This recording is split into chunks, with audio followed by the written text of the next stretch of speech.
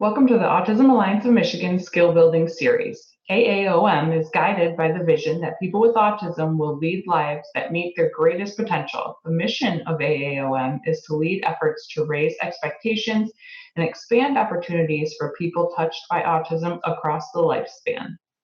There is a handout for this webinar that will help to guide you as we discuss this information. Today we're going to be talking about fostering language development in nonverbal children. My name is Lauren Cott. I am a speech-language pathology consultant with the Autism Alliance of Michigan, and welcome to our webinar today.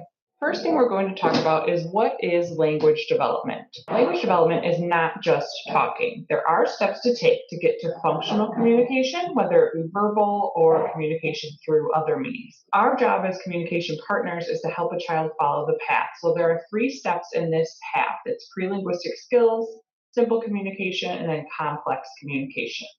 Pre-linguistic skills include play, but it's not only play. So children learn the value of communication through play, but pre-linguistics also include joint attention, imitation, facial expressions, eye contact, etc. Simple communication would include basic requesting, labeling, answering questions, those simple back and forth interactions that you have with your child. Complex communication is just as it sounds, back and forth communication, answering complex questions, commenting, maintaining conversation. But for the purposes of this presentation, we will focus primarily on pre-linguistic communication and how we can use these skills to help a child down the path. So why is this important? First thing is language readiness. This refers to all the skills a child should have or should be developing before they begin talking. So for example, if a child isn't paying attention to their environment or establishing joint attention, they aren't going to observe as much as their peers. And this can relate to perseverative interests as well. So it's great if a child plays with cars, but if that's the only thing that they're going to play with and they can't divide their attention at all, we're going to get stuck at that phase. So when steps are skipped on this path of language development, it is more difficult to go back and work on skills. It's harder to generalize as the child progresses. And that can result overall in difficulties with social communication. The typical pattern of language development, of course, this is a very generalized explanation of the progression levels, so check with your child's speech pathologist to determine where they are at currently. So here, crying is going to be used to describe the primal way a baby uses to cry. We know that crying is often used by children of all abilities as a way to communicate, but especially when he or she is nonverbal. These children will often cry when communicating through another method as well, such as pointing or holding the object that he or she needs assistance with. Independent language use is another generalized term. This typically starts at single words and word attempts, like saying mo instead of more, and moves through to combining words. So depending on where your child is, work on language at that next level up. We're going to go through some tips and tricks for treatment at home in the next few slides, starting with joint attention and ending at imitation. Starting with eye gaze and attention.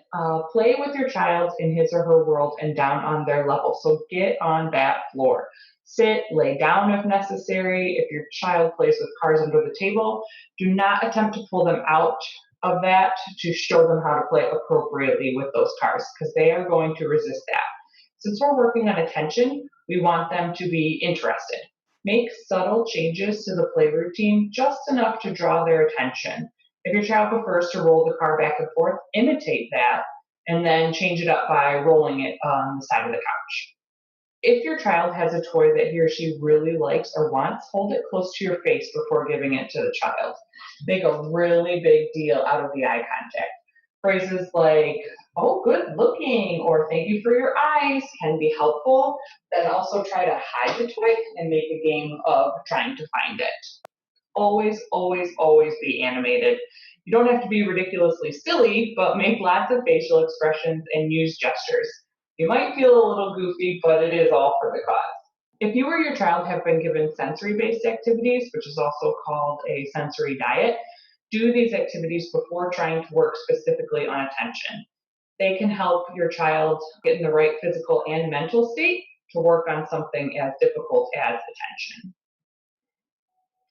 The mirror. I have found that engaging with a child in front of a mirror is a great way to take the pressure off of eye contact and attention.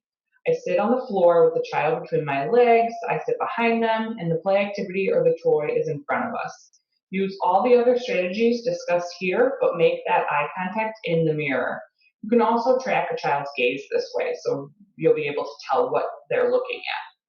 Sitting in front of a child, essentially demanding that they look at you, can be very stressful for them and make them withdraw even more. So, this is kind of a nice stepping stone. Familiar songs and phrases. So, anticipation is going to be the key here. If you're playing cars or ball and pause after saying ready, set, and look at the child expectantly, even if a child is nonverbal, they often still understand these routine based tasks. Same goes for singing your favorite songs. It's kind of like doing a fill in the blank. So again, praise any kind of gaze or joint attention or eye contact that you're getting out of your child, even if it's brief.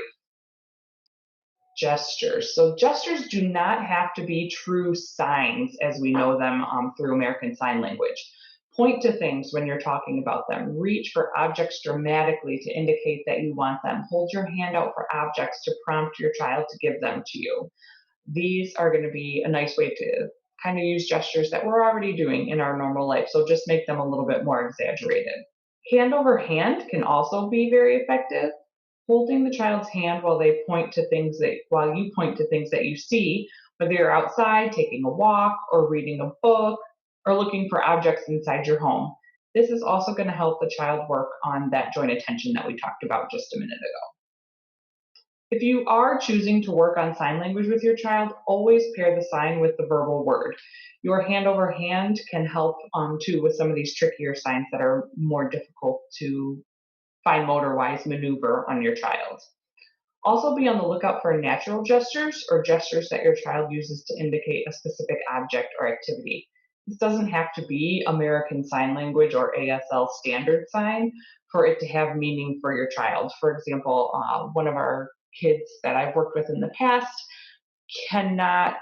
doesn't have the fine motor skills to manipulate her hands for the sign for bathroom, which is putting your thumb in between your index finger and your middle finger and creating a fist. She can't do that, but she is able to tap on her leg. So we were teaching her to tap on her leg to indicate that she had to go to the bathroom. So that is or needed her diaper changed. So that is going to be the type of sign, natural gesture that she is using that is going to have meaning to everybody involved in her care. Research has shown that the use of gestures can build a connection to verbal communication.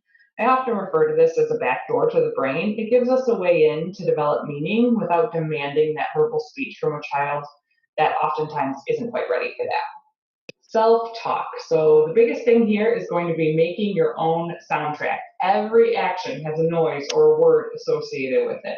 The more times you can repeat certain sounds, the better. There are even books that are all about the noises that things make. If your child's favorite noise is the sound of a car engine, so vroom, vroom, vroom, make sure that you're repeating it. What other sounds does a car make? What about a bus or a train? So build continuously on that play scheme, especially if you've got a kiddo that is into perseverative things. So cars are their only toy that they'll play with. If your child makes a sound that makes little sense to you, attach some meaning to it. Use a simple word to replace that sound or pull from the context of the interaction to label an object or an activity. Imitation can be of gestures, sounds, or words. So look out for approximations too. This can be as simple, again, as like mo for more. It's easy for us as parents to talk to our children at a level that they understand but don't quite produce yet. Keep your models simple, 1, maybe 2 words. This will allow your child to process what you've said quick enough to help them imitate the verbal model. It's great if your child understands when you say, okay, go to the back door, put your shoes on, we're going to go in mommy's car, and we're going to go to grandma's house to eat some birthday cake. That's great if they understand that again. However, when you get to that back door, simplify your models. So by saying, shoes on, sit down, go, bye-bye, open door. You're simplifying that model so that it doesn't take as much processing time and your child will have something simple to try to attempt to imitate. We also talk about imitation in terms of gestures. So you can prompt gestures by holding up your child's hands, or you can use the old standby of you do it or my turn, your turn with a cue. Oftentimes I will hold a child's elbows and just kind of get their hands up in a ready position, and that will sometimes prompt them to imitate a gesture as well. Lots and lots and lots of repetition. Again, the more opportunities that you give your child, the better. You may feel like you're repeating yourself a million times, but it will benefit your child in the end. So use the same words in various situations to encourage generalization.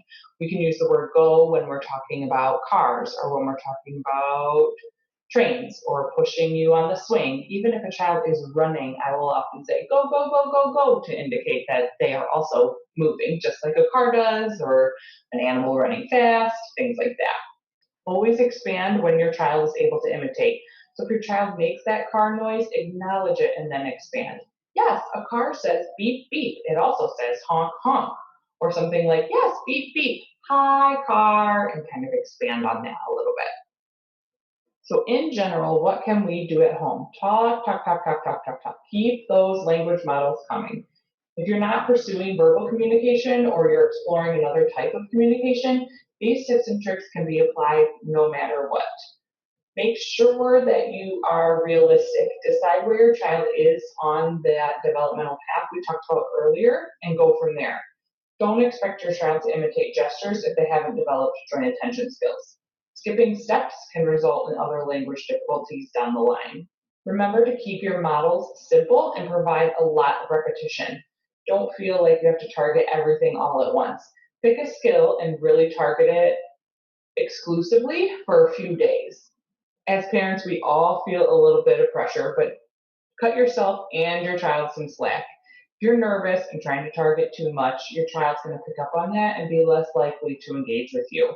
If one activity doesn't work, try another one. Try again tomorrow. Make it work for you or your family. Get all caregivers for your child on board with your plan that you have in place. Most of all, remember to enjoy your child. In the end, all these tips and tricks will help you build upon the relationship that you have with your child. Be silly, play on that floor, make all the noises, and have fun. For additional information, questions, or resources, feel free to contact the Autism Alliance of Michigan. AAOM is prepared at no cost to counsel, advocate, and connect families to evidence-based care and support, however long it takes.